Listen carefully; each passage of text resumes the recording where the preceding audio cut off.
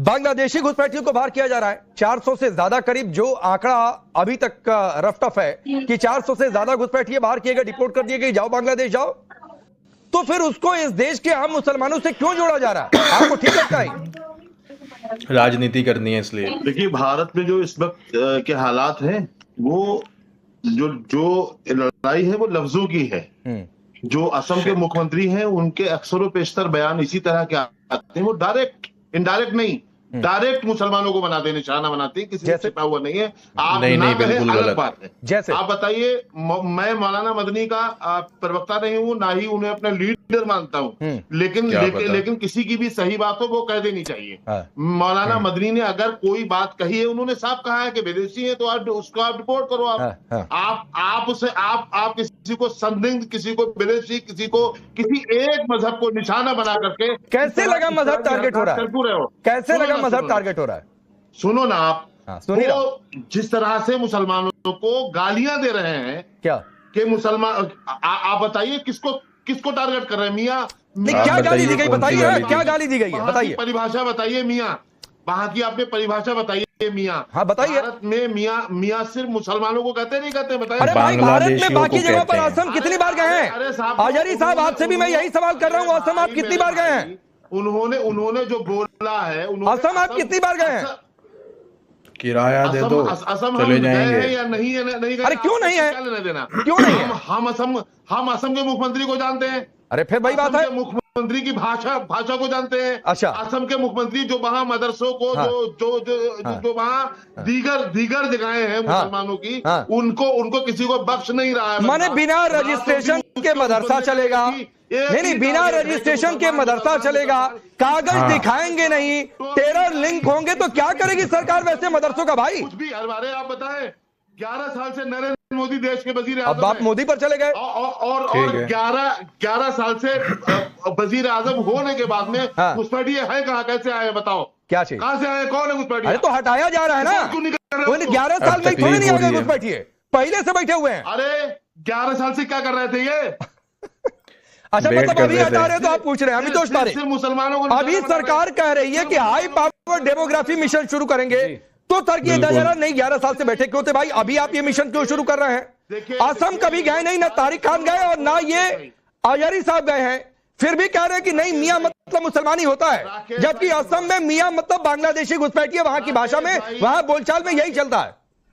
राकेश त्रिपाठी जी बोलते हैं, तब आप बीच में नहीं आते हो। अरे फिर भाई राकेश जी मिले हुए हैं ये राकेश त्रिपाठी से। हाँ बोलिए। अभी बीएसपी के प्रवक्ता बोलेंगे, तब आप नहीं आओगे। जी धन्यवाद। देखिए, कुल मिला के कंट्रोवर्सी क्या है और ये डिबेट क्या कर रहे हैं, ये इसमें बहुत एक्सपर्ट हो चुके हैं, चाहे तारिक खान हो, चाहे नूर अहमद अजहरी हो, चाहे अन्य कोई भी जो सेक्युलर और लिबरल आइडियोलॉजी को फॉलो चलो मुद्दे पे डिबेट है घुसपैठियों पे। ये शब्द पकड़ के बैठ गए मियां, जैसे डिबेट थी घुसपैठियों पे और ये शब्द पकड़ के बैठ गए थे योगी आदित्यनाथ जी का कठमुल्ला, और डिबेट थी नहीं। आज जो देश देख रहा है, जिस तरह से आइडियोलॉजीज हो रही है, जिस तरह से पॉलिसीज और लॉ आ रहे, इमिग्रेशन बिल आ रहे, चाहे फॉरेनर्स एक्ट आ गया हो, लगातार तरीके असम के अंदर में 1,39,000 बीघा लैंड को एंक्रोच फ्री कराया गया है। क्या असम सरकार ने खुद से एक्शन ले लिया क्या? नहीं। राकेश पांडे जी, आप देखिए, गवर्नर गुवाहाटी हाईकोर्ट का जजमेंट है, गुवाहाटी हाईकोर्ट के जजमेंट के अंदर में लिखा है पैरा 8 के अंदर में कि anything which is encroach shall be removed by Assam government on the prior notice. Guwahati high court का पालना कर रहे तो ये उसको मान नहीं रहे, चलिए कोई बात नहीं। गवर्नर हुए 1998 के अंदर में, तब तो भारतीय जनता पार्टी नहीं थी ना। गवर्नर साहब की रिपोर्ट थी जो राष्ट्रपति को सबमिट करी गई थी। कहा पहली रिपोर्ट के इंट्रोडक्शन में, the unabated influx of illegal migrants from Bangladesh into Assam and the consequent changes in the demographic pattern in the state has been a matter of grave concern.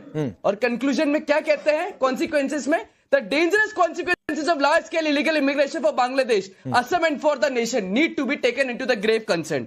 Assam के अंदर में 1941 के अंदर में 30% मुस्लिम थे, जो 2001 और 11 के अंदर में 34% बढ़ जाते हैं, और वहां का लैंड ऑक्यूपाई करते हैं। लैंड कहां करते हैं? लोअर असम की जगह अपर असम की तरफ, चाहे वो धुबरी हो चाहे गोरपाला हो। लेकिन जब एविक्शन होता है तो वो 21 जनों के ऊपर में हाथ उठा लेते हैं। कौन से ग्रुप एक्टिव है वहां पे राकेश जी? पीएफआई के साथ समर्थन वाले होंगे, इसलिए इनको दिक्कत हो रही है।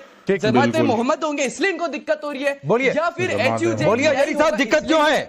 दिक्कत क्यों है और इस बात का जवाब क्या है, इस बात का जवाब क्या है, इस बात का जवाब क्या है कि हिंदू आबादी घटती चली गई और मुस्लिम आबादी बढ़ती चली गई।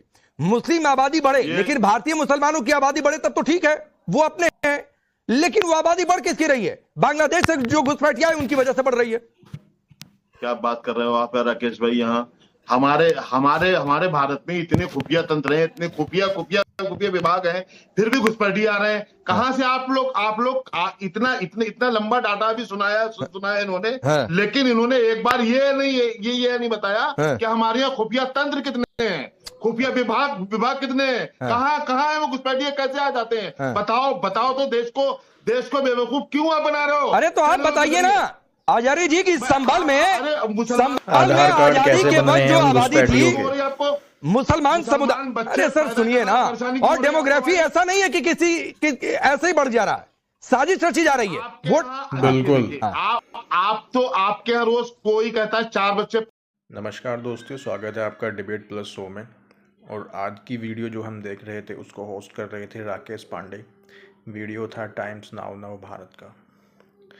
तो दोस्तों, डिबेट जो चल रही थी वो चल रही थी अवैध घुसपैठियों पर। अवैध घुसपैठियों की समस्या न सिर्फ भारत में बल्कि पूरी दुनिया में अपना मुंह उठाए खड़ी है। ये लोग सुरक्षा एजेंसियों की नज़र में धूल झोंक कर कहीं से भी बॉर्डर क्रॉस कर जाते हैं। इनके कुछ एजेंट्स या कुछ लोकल्स इनको मदद करते हैं और फिर पैसे के लालच में कुछ लोग इनके डॉक्यूमेंट्स बना देते हैं, जैसे इंडिया में आधार कार्ड और दूसरे डॉक्यूमेंट्स।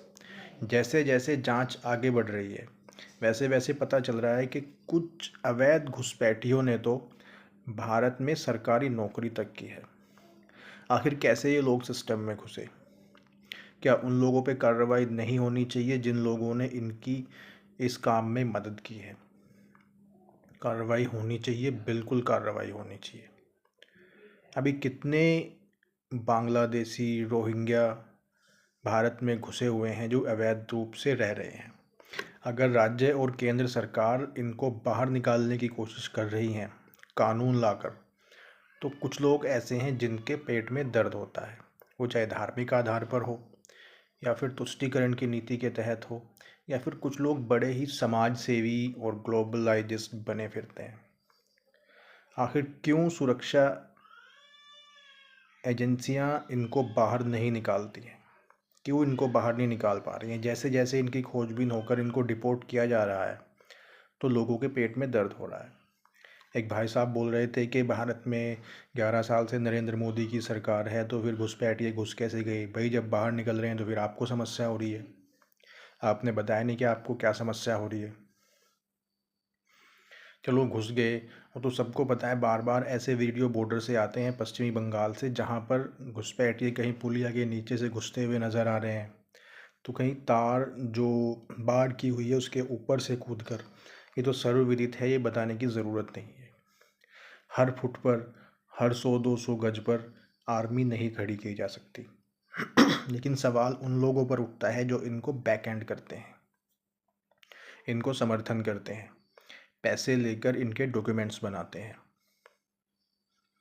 देश की सुरक्षा को खतरे में नहीं रखा जा सकता। एजेंसियों को चाहिए कि इन लोगों को बाहर निकाले, फिर वो चाहे कोई भी हो, किसी भी देश का क्यों ना हो, इनको बाहर निकाले और जिन लोगों ने इनकी मदद की है उन पर भी कार्रवाई करें। तो दोस्तों, मिलते हैं अगले वीडियो में। ये वीडियो की डिबेट आपको कैसी लगी कमेंट बॉक्स में कमेंट करके ज़रूर बताइएगा। नमस्कार।